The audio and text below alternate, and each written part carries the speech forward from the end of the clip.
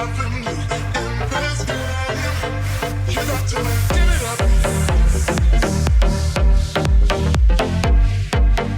afternoon and welcome to today's vlog. Today I am in the beautiful Canary Island of Lanzarote. It's absolutely gorgeous here. Look behind me, beautiful, beautiful blue seas, blue skies. It is windy, Lanzarote is always windy, but my God, it's beautiful. So what am I doing here? Well, I had a message on one of my YouTube videos a while back asking if I could do a video about focus stacking with a smartphone. So here's the video. Now, the plan is that I'm going to use my iPhone and I'm going to try and focus stack an image. I'm going to try and shoot a vertical panorama manually, not in app, and then stitch the images together. And I'm also going to try and shoot a bracketed shot all with my iPhone to see if it can be done. So first off, I'm going to try a focus stacked image. Let's see how it goes.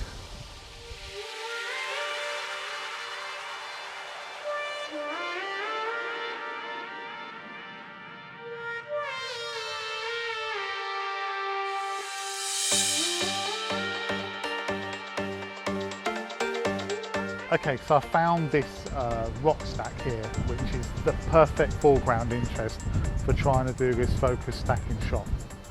So what I'm going to do is I'm going to have this little stack in the foreground, and then off in the distance you've got Playa Blanca and the mountain behind just snaking round with the lovely sea in the mid-ground.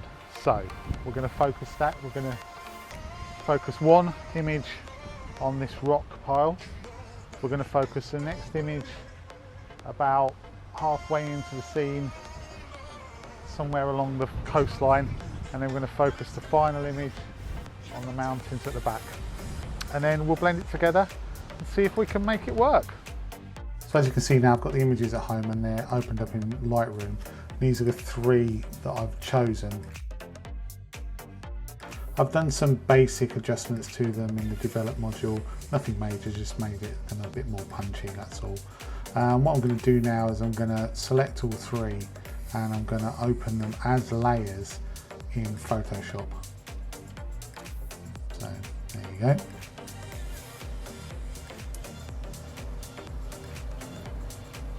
What this will do is it'll open them as a single image but three separate layers. This will allow me to stack them one on top of the other.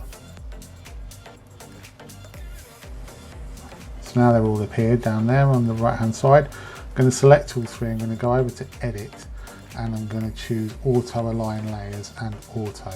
And what this does is it just lines everything up, so when it ends up doing the masking of what it thinks is the areas of the sharpest focus, you won't get ghosting of the other images, or the other layers should I say. Now I'm going to go in and just go to auto blend layers and select stack images. It does a pretty good job on its own. What it does is it creates adjustment layers for each three and masks out what it feels are out of focus areas or soft areas in each image, leaving you with what should be the sharpest possible single image from the three layers. So now it's done that, and as you can see on the right hand side you've got those three layer masks. If I just unclick the first, just leave the first, it's very interesting. You would expect that rock tower to be fully unmasked there because that was the one where I was focusing, whereas actually it's more focused or more unmasked on the area where I actually focused in the mid-ground, and then there's a little bit in the background but nothing major. So looking at it, it probably makes more sense just to take a shot focusing on the mid-ground. However, for the purposes of this, it was a bit sensible to do it the other way. I think there's a problem as well with the camera's iOS, the iPhone's iOS, the image stabilization, because it was a windy day and it really struggles. And obviously you can see most of it is in focus there. The rocks are in sharp focus in the foreground there, but the background isn't amazing.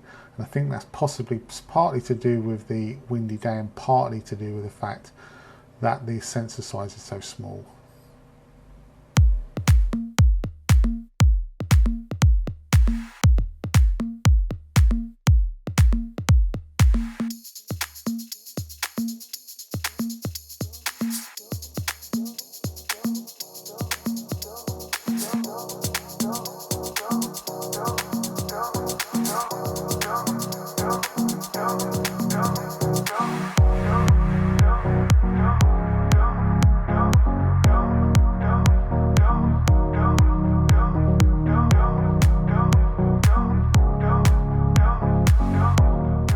So I've perched myself rather precariously on this little rock here that's jutting out into the outgoing tide.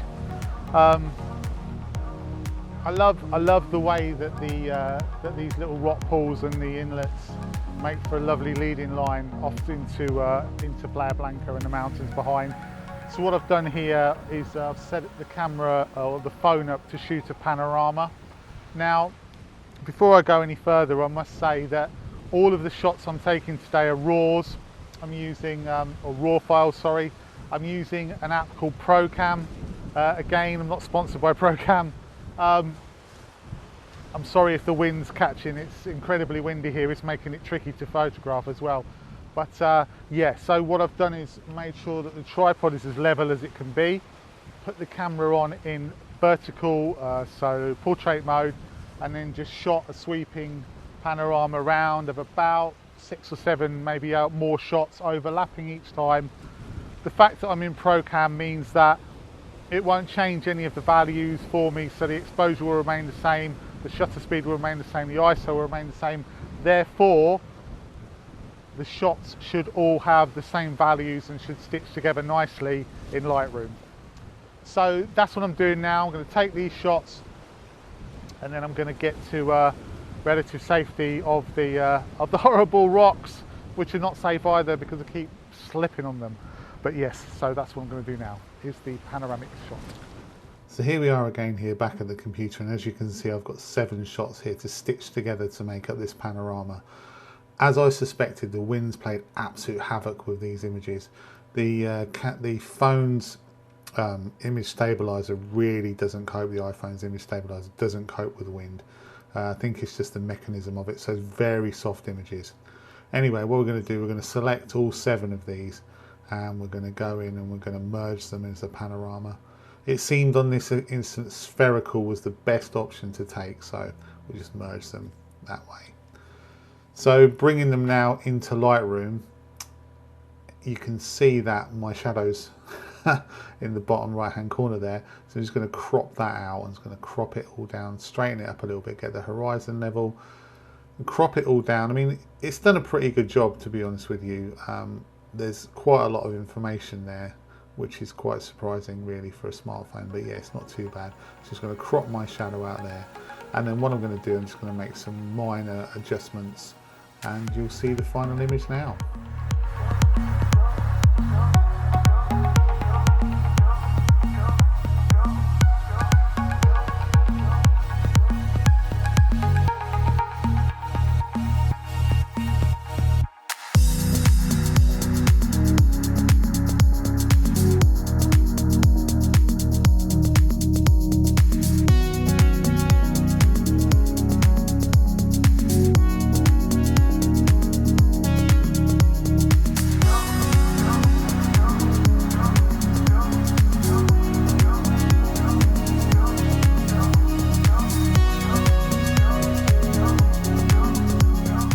So for my final image, I'm shooting portrait down this really nice rock pool here that's sort of quite elongated.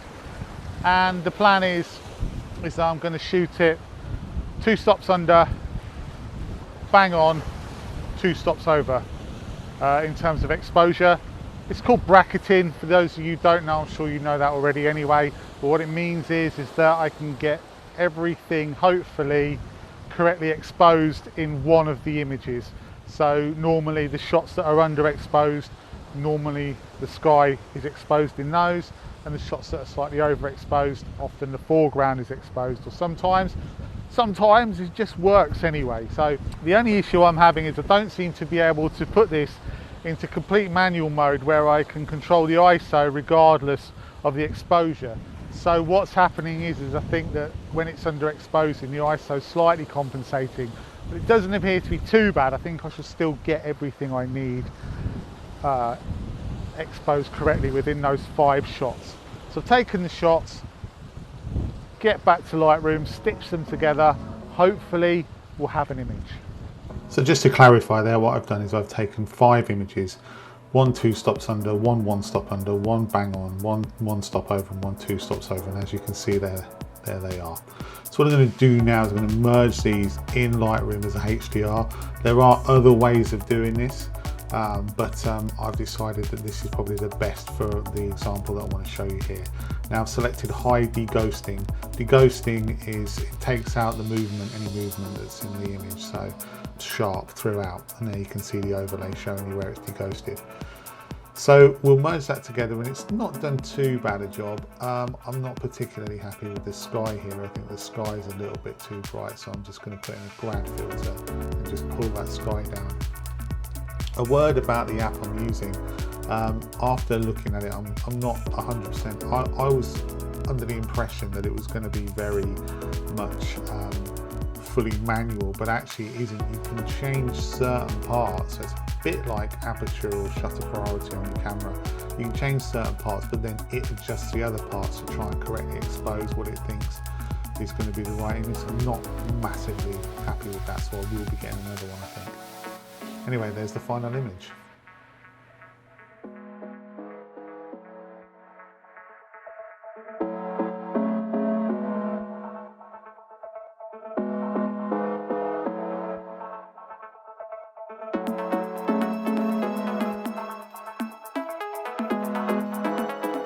So that's me about done, I think. For the sake of fullness, I could do a focus stacked bracketed panorama, but I don't think there's much call for it, and I'm pretty sure you don't want to see it either. I don't really have the inclination, to be honest. It's turning into a gorgeous evening here, so I'm going to shoot off and get some dinner with my family and enjoy the rest of this lovely evening. I really hope you've enjoyed the vlog. If you have, then as always, thumbs up are always appreciated, as are comments. If you haven't subscribed to the channel and you want to, then by all means subscribe to the channel. And be prepared for a few more vlogs from around this beautiful island, I think. So until next time, thanks for watching.